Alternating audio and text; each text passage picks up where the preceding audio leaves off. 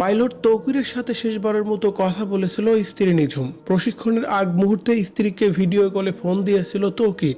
তারা একে অপরের সাথে সেই মুহূর্তে বেশ কিছুক্ষণ ভিডিও কলে কথা বলেছিলেন, কিন্তু তারা কেউই জানতো না যে তাদের এটাই শেষ কথা। এরপরে আর কোনো দিন স্বামী তৌকিরের সাথে কথা বলতে পারবে না আকসা হুসাইন নিঝুম। আর তৌকির তার স্ত্রীর সাথে কখনোই এই দুনিয়াতে দেখতে পারবে না, সেটা ভাবতেই পারেনি। এ সময় পাইলট তৌকিরের স্ত্রী নিঝুম জানান, আমাদের সম্পর্ক চেনাজানা খুব অল্প দিনের। তাছাড়া ওর সাথে সংসার করেছি মাত্র 6 মাস প্লাস হবে। এই 6 মাস ধরেই আমরা একসাথে থাকছি। এর আগে যার যার প্রফেশন নিয়ে আমরা অনেক ব্যস্ত ছিলাম। আমি ওকে আমার ভালো বন্ধুই মনে করতে চাই। এই অল্প দিনে সে আমাকে কখনোই কোনো কষ্ট দিয়ে কোনো কিছু করেনি। অনেক নম্র, ভদ্র এবং শান্তশিষ্ট একজন ছেলে ছিল তৌকির। প্রথমে যখন ওদের বাড়ি থেকে ওর সাথে আমার বিয়ের প্রস্তাব দেওয়া হয়, তখন আমি রাজি ছিলাম না।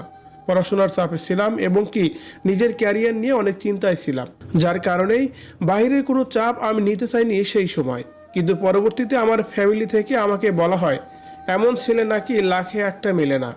তাই তো তাদের কথার উপর ভিত্তি করে আমি তৌকিরের সাথে দেখা করতে যাই।